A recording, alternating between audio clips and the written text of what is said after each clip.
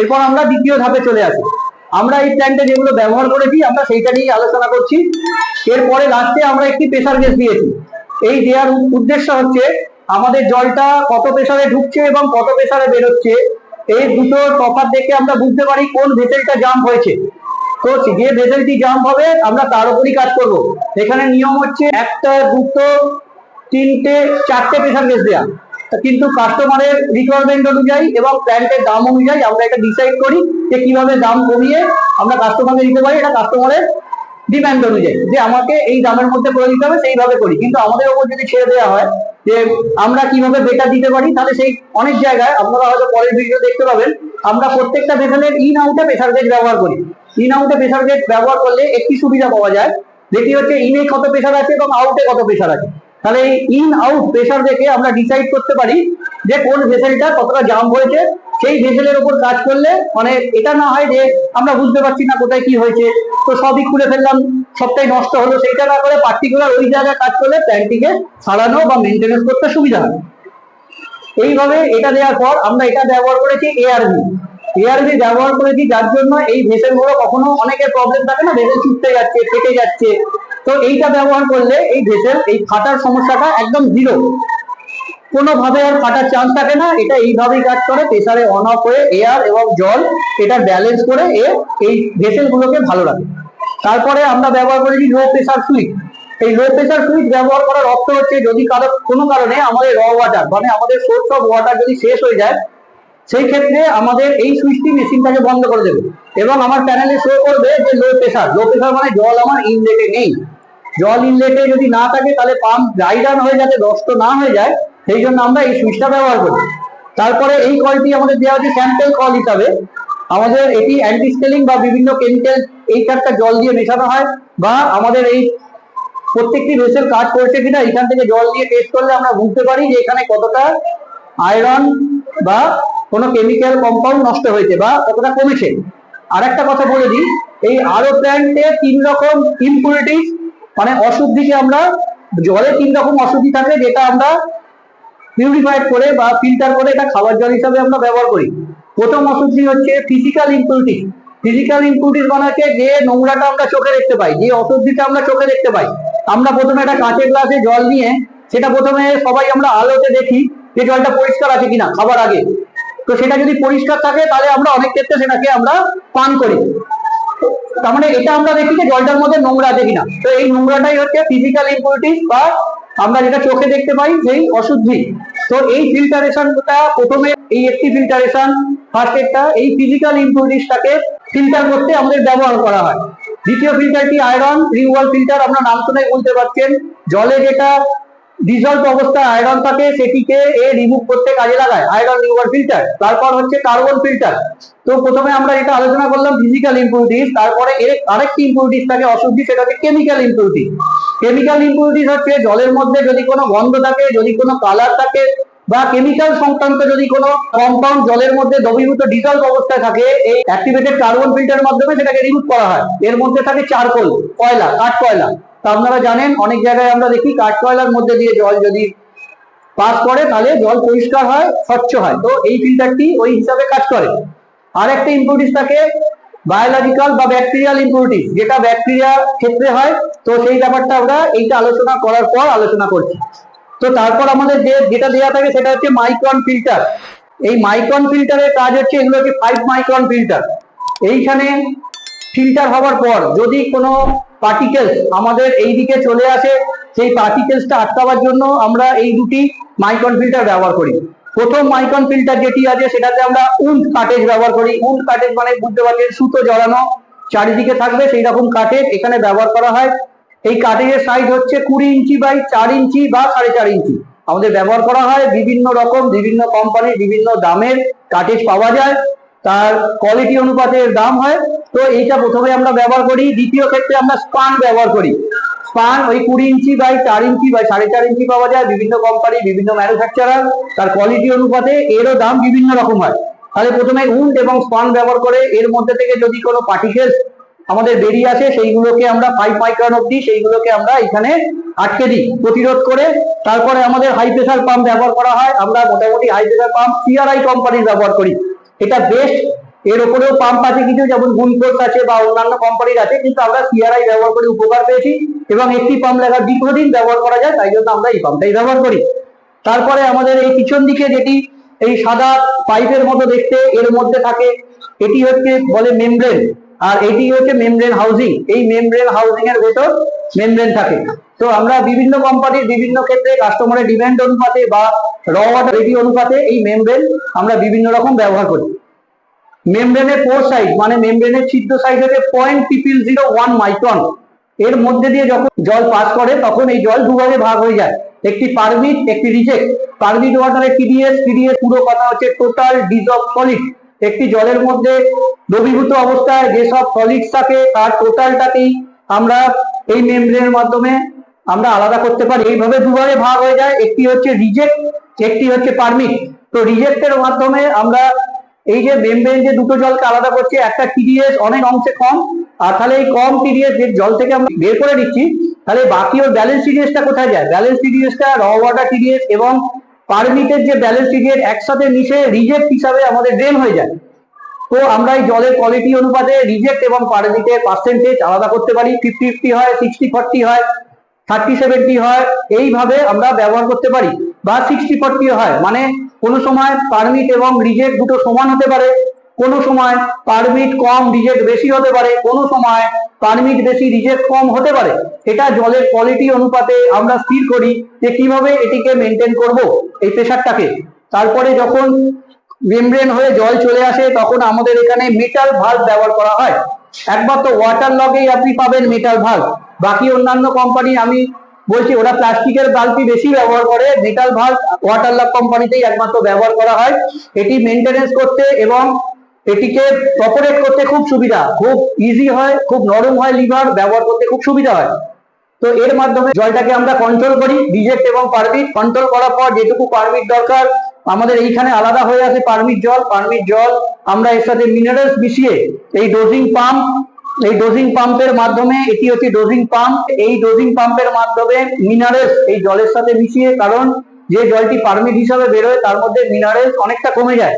তো কম মিনারেলস খাওয়া আমাদের শরীরের পক্ষে উপকার নয়, তাই আমাদের যেটুকুনি রুলসের মধ্যে পড়ে সেইভাবে আমরা এর সাথে মিনারেলস যোগ করে টিডিএসটা বাড়িয়ে, যাতে আমাদের শরীরে জলের মাধ্যমেও মিনারেলস কিছুটা আমরা তার উপকার পাই।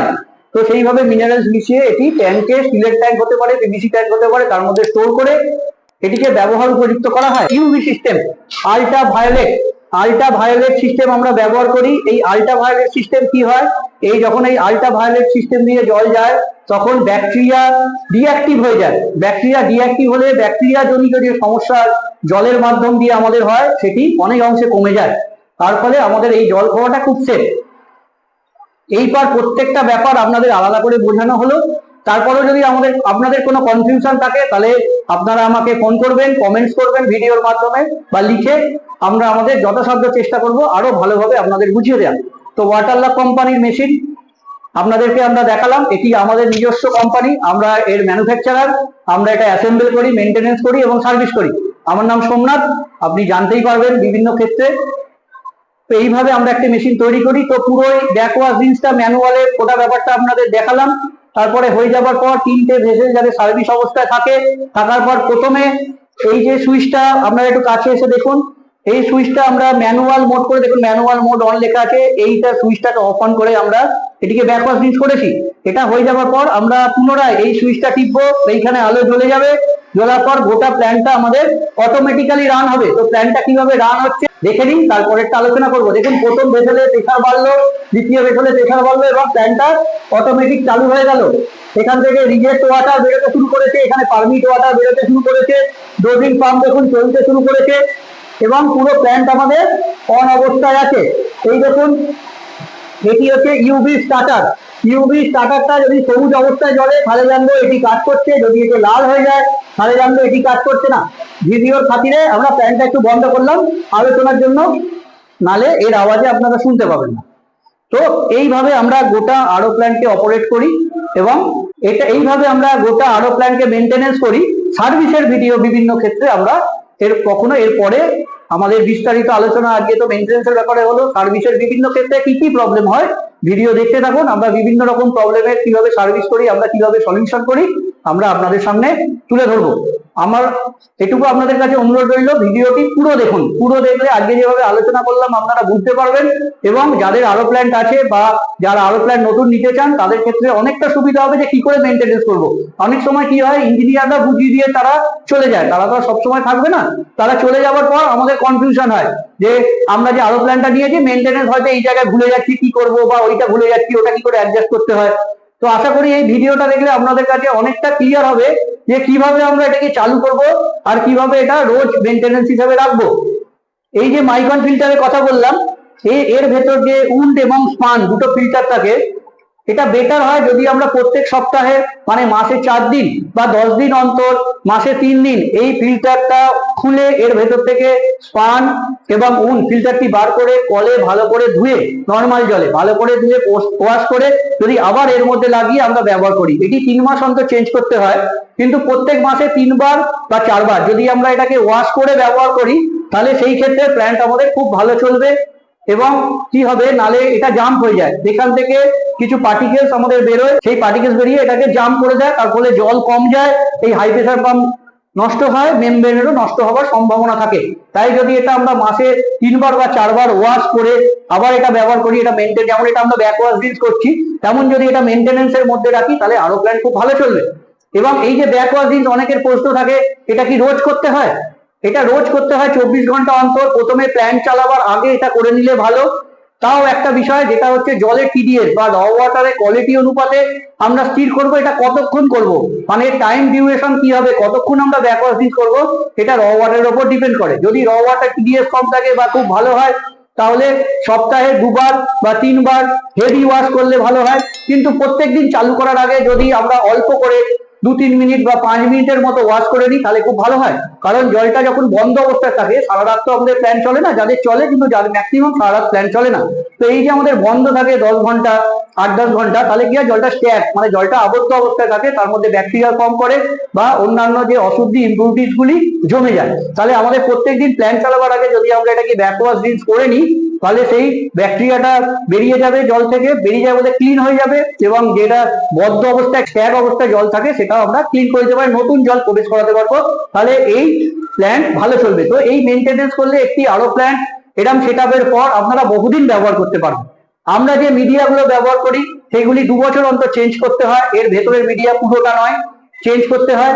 এবং এই যদি মেনটেনেন্সের মধ্যে গোটা ব্যাপারটা রাখা হয়, মাইকন ফিল্টার তো আলোচনা করেছি, আমরা 3 মাস অন্তর চেঞ্জ করতে হয়। মাইকন ফিল্টারের অবস্থা বুঝে, যদি মাইকন ফিল্টার নষ্ট না হয় তাহলে আমরা আরেকটু ব্যবহার করতে পারবো, তবে 3 মাস অন্তর চেঞ্জ করলেই ভালো হয়। তো এই মেনটেনেন্স মধ্যে দিয়ে যদি আমরা একটা গোটা প্ল্যান্টকে চালনা করতে পারি, যেটা আমাদের সব থেকে কস্টলি সেটা হচ্ছে মেমব্রেন। এটা লাইফ আমরা অনেকদিন ব্যবহার করতে পারবো। মিনিমাম আমাদের অনেক কাস্টমার বলে যে একটি মেমব্রেনের লাইফ কত, তো এটা পুরোটাই ডিপেন্ড করছে মেনটেনেন্সের উপর। আমরা যদি মেনটেনেন্সটা ঠিকভাবে করি তাহলে এই মেমব্রেন 8-10 বছরের বেশিও চলতে পারে, আর যদি মেনটেনেন্স না ঠিকভাবে করি তাহলে এর লাইফ 1 বছরও হতে পারে না, কারণ আমি মেনটেনেন্স করিনি। একটা মানুষের শরীরেও তাই, আপনি যদি শরীরকে যত্ন করেন, ঠিক মতো ভাবে খাওয়া দাওয়া করেন, ব্যায়াম করেন, নিজেকে একটা টাইমের মধ্যে খুব সুন্দরভাবে মেনটেন করেন, তাহলে দেখবেন যে আমাদের শরীর অনেক সুস্থ থাকবে এবং আমরা অনেকদিন বেঁচে থাকবো। প্ল্যান্টও তাই। আর আমরা যদি ধরুন নেশাগ্রস্ত হয়ে পড়ি বা টাইমের কোনো ঠিক নেই, খাবার কোনো ঠিক নেই, তাহলে কি হবে, শরীর তাড়াতাড়ি নষ্ট হয়ে যাবে, আমাদের শরীর খারাপ হবে এবং আমরা মৃত্যুর দিকে এগিয়ে যাব। তেমন এই প্ল্যান্টও তাই, আমরা যদি মেনটেনেন্সের মধ্যে রাখি তাহলে এই প্ল্যান্টের লনজিভিটি অনেকটা বেড়ে যায়, আর যদি আমরা মেনটেনেন্সের মধ্যে না রাখি তাহলে আমাদের খুব তাড়াতাড়ি এটি নষ্ট হয়ে যায়। আমরা দেখবো একটা মেনটেনেন্স করতে গেলে বা ভালো প্ল্যান চালাতে গেলে কি কি বিষয়ের উপর নজর দেওয়া উচিত। তো আমি একটু প্রথম থেকে বলে নিই, সেটি হচ্ছে আমাদের এই ভাল্বটিকে দেখা উচিত যে অন আছে না অফ আছে। যখন আমাদের মেশিন বন্ধ থাকবে বা আমাদের প্রয়োজন, যখন আমাদের জল ভরে যাবে আমরা বন্ধ করবো, এই ভাল্বটি আমরা বন্ধ করে দেবো, আদারওয়াইজ ভাল্বটি ওপেন থাকবে। এই ভাল্ব আমরা ঘোরাবো সবসময় র ওয়াটার পাম্প অফ অবস্থায় ভাল্ব ঘোরাবো, তারপরে আমরা পাম্প অন করবো। তিনটের ক্ষেত্রে একই নিয়ম, তিনটে কেন, সবের ক্ষেত্রে একই নিয়ম। এই মাইকন ফিল্টার আমরা 3 মাস অন্তর চেঞ্জ করব, সপ্তাহে 3 বার বা 4 বার ওয়াশ করব। তারপর হচ্ছে এই ভাল্বের পজিশন চালাবার আগে দেখে নেবো অন আছে না অফ আছে। অফ থাকলেও ক্ষতি, পুরোপুরি অন থাকলেও জলটা ফিল্টারেশন হবে না। তৃতীয় ক্ষেত্রে হচ্ছে এই যে ডোজিং আমরা ব্যবহার করি, এই ডোজিং ট্যাঙ্কের মধ্যে ডোজিং আছে কিনা, কেমিক্যাল আছে কিনা, যেন কোনোভাবে ডোজিং ছাড়া আমরা প্ল্যান্ট ব্যবহার না করি। সেই ক্ষেত্রে আমাদের মেমব্রেন খুব তাড়াতাড়ি নষ্ট হয়ে যেতে পারে বা পর্যাপ্ত শরীরে যে মিনারেলস দরকার সেটা আমরা জলের মাধ্যমে নাও পেতে পারি। আজকে আশা করি আপনাদেরকে অনেকটা আমি প্ল্যান্টের মেনটেন্যান্সের ব্যাপারে আলোচনা করতে পারলাম। আপনারা সময়ের সাথে সোমনাথ আমার সাথে থাকুন, আশা করি আরো নতুন নতুন ভিডিও নিয়ে আপনাদের সামনে উপস্থিত হব। আজকের জন্য এইটুকুনি, নমস্কার, সবাই ভালো থাকুন।